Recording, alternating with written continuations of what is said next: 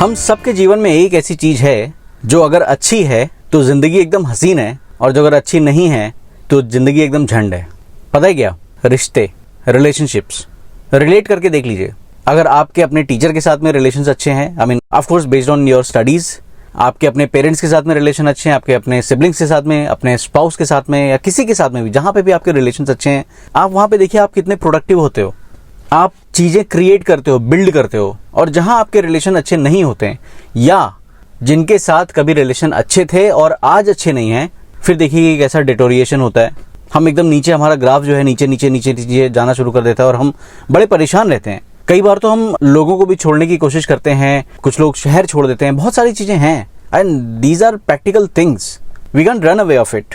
सो दोस्तों, अगर रिलेशनशिप जो है इतनी इंपॉर्टेंट चीज है तो उसमें कन्फ्लिक्ट आते कैसे हैं, क्यों होता है ये सब चीजें, ये जानना बड़ा जरूरी है। अच्छा, बाय द वे मैं आपको बता तो दूं, अगर आप पहली बार सुन रहे हैं तो शायद नहीं पता होगा आपको, मेरा नाम विवेक शर्मा है, मैं एक ऑथर हूं, सोशल एंटरप्रेन्योर हूं, और बात करता हूं मेंटल हेल्थ की, यहां पर God is not fair question mark podcast channel पर, जो कि करीब करीब 3 सालों से हम रन कर रहे हैं। और यहां हम उन तमाम टॉपिक से बात करते हैं जिन पे अक्सर चर्चा नहीं होती है, जिनके बारे में लोग बात करना चाहते नहीं हैं, वो उनकी जिंदगी का पेन पॉइंट भी होता है, और हम कोशिश करते हैं कि हम एनकरेज करें लोगों को कि भाई बात करो और बात बना लो।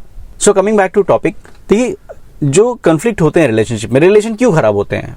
कभी भी कोई भी रिश्ता तब खराब होता है जब दो लोगों में, भाई रिश्ता 2 लोगों में ही होता है ना, मतलब एक से ज्यादा लोग चाहिए होते हैं एक रिलेशनशिप स्टैब्लिश करने के लिए, तो 2 लोगों में जब कोई स्वार्थी हो जाए, मतलब किसी का इंटरेस्ट आ जाए, तब रिलेशन खराब होते हैं। दूसरा रीजन क्या होता है, जो बड़ा रीजन होता है, वो होता है पर्सनैलिटी।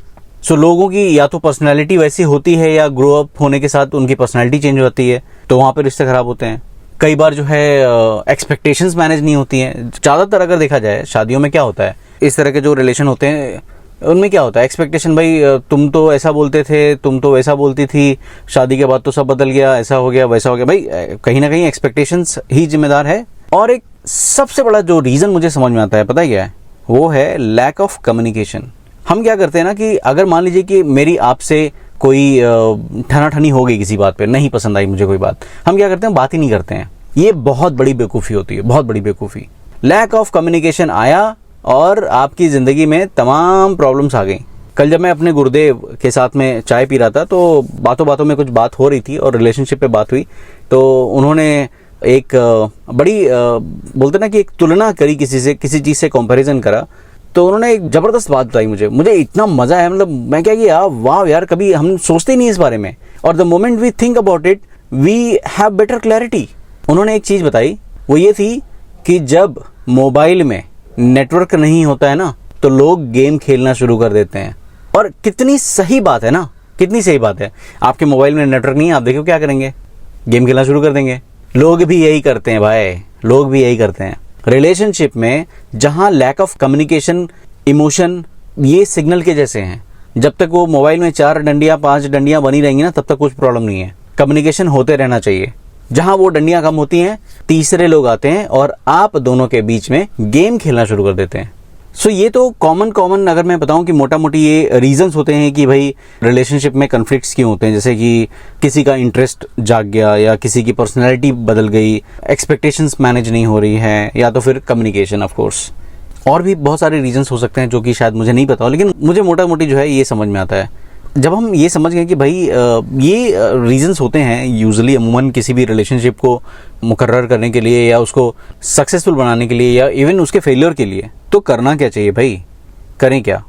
देखिए, पहली चीज़ तो ये समझिए कि ये जो है ना कोई स्ट्रैटेजी ऐसी नहीं होती कि भाई हाँ ये वाला प्रिंसिपल लगाओ, ये वाला फॉर्मूला लगाओ, तुम्हारा रिलेशन ठीक हो जाएगा। ऐसा कुछ नहीं होता है। Because at the end of the day we are all human, we are bounded by emotions. ठीक है, आप अगर, आई एम श्योर आपकी लाइफ में कोई ना कोई ऐसा व्यक्ति जरूर होगा जिसके साथ आपको लगता है कि आपके रिलेशन अच्छे थे और आज अच्छे नहीं हैं, या आपको लगता है कि इसके साथ में ओके रिलेशन है, इससे और अच्छे रिलेशन हो सकते हैं, है ना?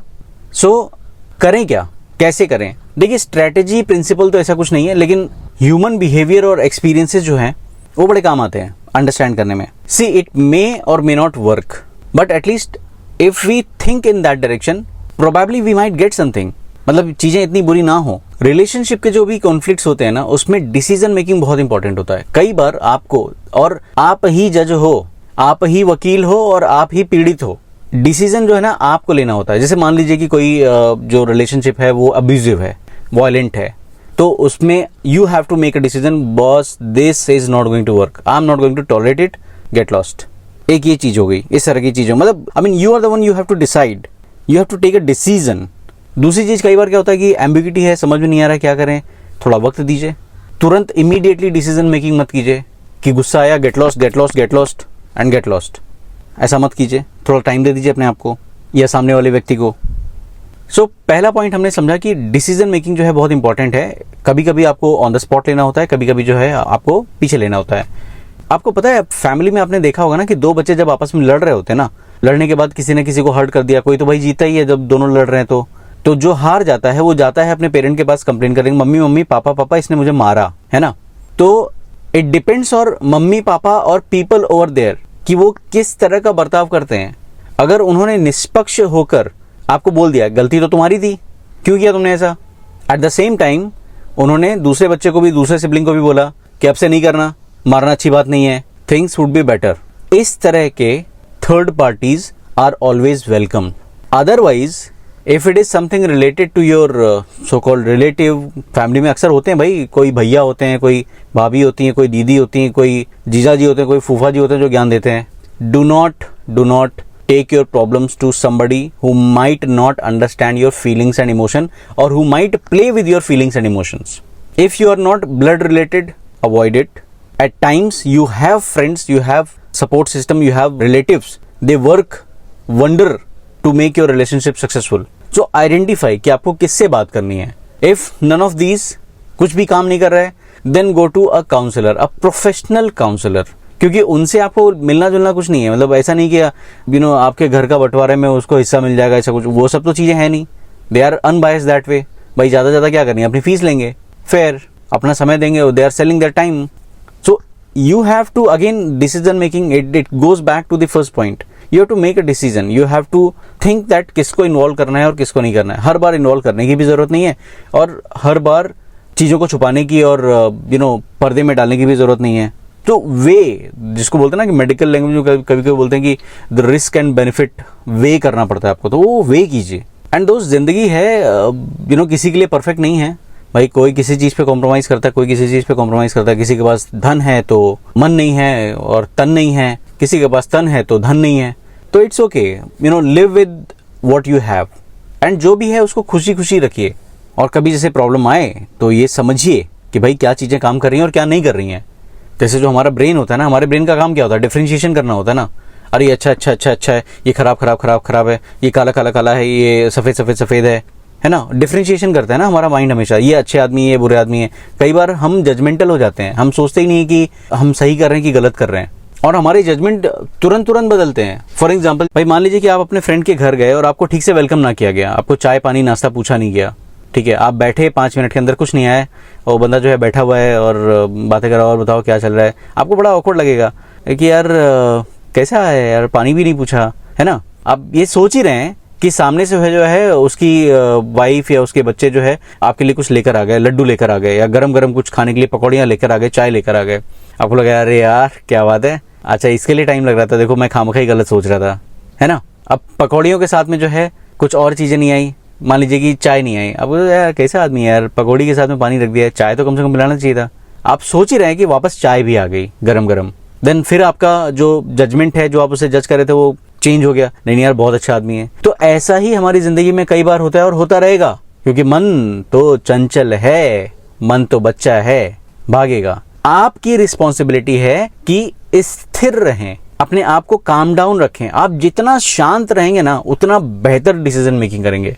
And majority of the times हमारी लाइफ में जो कन्फ्लिक्ट मैनेजमेंट्स होते हैं ना, वो आप शांत होकर देखिए ना, आपको बहुत सारे तरीके मिल जाएंगे बात करने के, और बहुत सारे आइडियाज आएंगे कि भाई इस चीज को कैसे, अगर आप ठीक करना चाहोगे तो कर लोगे यार। This I can give in writing. अगर आप अपने रिलेशन ठीक करना चाहोगे तो कर लोगे। इन सब प्रोसेस में ध्यान हमें ये रखना होता है कि भाई आप किसी की बुराई ना करें। भाई आज मान लीजिए कि मेरा और आपका झगड़ा हो गया, ठीक है, हम दोनों बहुत अच्छे दोस्त हैं, भाई हम तो दोस्त हैं ना, झगड़ा होने से पहले तक तो हम दोस्त ही हैं ना। मैं अगर जाके आपकी बुराई करने लगूं तो आपका ओबियसली खराब लगेगा, फिर आप मेरी बुराई करोगे, उससे मिलेगा कुछ नहीं, सिर्फ तीसरे को मजा आएगा। ना मुझे कुछ मिलेगा ना आपको कुछ मिलेगा, तीसरे को मजा आएगा। वो मजा मत दो भाई। Respect what ever it is, relationship आप में कभी आप एक इक्विलिब्रियम पे थे, it means that you had something in common, respect. और सबसे इंपॉर्टेंट चीज, कभी भी लाइफ में जिससे भी लड़ाई हो ना, उससे ही बात कीजिए। हम क्या करते हैं, तेरी मेरी नहीं बनी, निकल लिए अपने रास्ते। हम तीसरे से बात कर रहे हैं, वो चौथे से बात कर रहे हैं। ऐसा मत कीजिए, उसमें क्या होगा ना, बातें कभी बनेंगी नहीं। जब आप आमने सामने एक दूसरे को बात करते हो ना, तो आपको लगता है अरे यार ऐसी बात थी, अच्छा मैंने तो ऐसा सोच लिया, शायद मैं ही सही था या मैं ही गलत था, या तुम सही थे तुम गलत थे। वो चीजें जो है ना आप दोनों के बीच की हैं, आप दोनों के बीच ही रखो यार। So whatever it is related to conflict management in relationship, पहली चीज तो आपको अपने आप को शांत रखना है। आप जितना शांत रहोगे उतना बेहतर होगा। दूसरी चीज, you have to take decision, you have to be apt at decision making. Third thing, do not talk to third party unless you trust them, और talk to a third party who is a professional. Fourth, probably ये शायद पहला point होना चाहिए था, respect. As long as your respect to other party is maintain, your integrity is maintain. और कभी भी ऐसा लगे कि कुछ नहीं वर्कआउट हो रहा है और क्लैरिटी की जरूरत है, तो बात कीजिए। और जैसा कि मैं हर बार बोलता हूं कि अगर आपको कोई और ना समझ में आए तो आप मुझसे भी बात कर सकते हैं। बहुत आसान है मुझ तक पहुंचना, सिर्फ आपको व्हाट्सएप करना होता है 9819888048 पर। और अगर अपनी पहचान छुपाए हुए कुछ बात करना चाहते हैं तो मेरी वेबसाइट है, पता लिखिए thevivek.in, यानी कि THEVIVEK.in। यहाँ पे एक कॉन्टैक्ट फॉर्म है जिसके जरिए आप मुझे कनेक्ट कर सकते हैं। और before I say goodbye, tata, see you to you today, I would like to thank two beautiful people, beautiful souls in my life. My wife Shweta. अच्छा हाँ, बाय द वे मैं आपको अपने गुरुजी की बात बता रहा हूँ, ये मेरे गुरुजी मेरी बीवी हैं, ये धर्मपत्नी जो है मेरी श्वेता जी, ये हैं, इनसे मैं बहुत कुछ सीखता हूँ। और मेरे दादा देवाशीष रे जो प्रोड्यूस करते हैं एपिसोड और आप तक कंज्यूमेबल फॉर्मेट में लेकर आते हैं। और मैं उम्मीद करता हूँ कि ये जो हमारा रिश्ता है वो बना रहे और चलता रहे, और हम एक दूसरे के साथ बने रहें और जीवन को जो है बेहतर बनाते रहें। थैंक यू सो मच दोस्तों, मैं फिर मिलूंगा आपसे। Till then take care, bye bye, जय हिंद।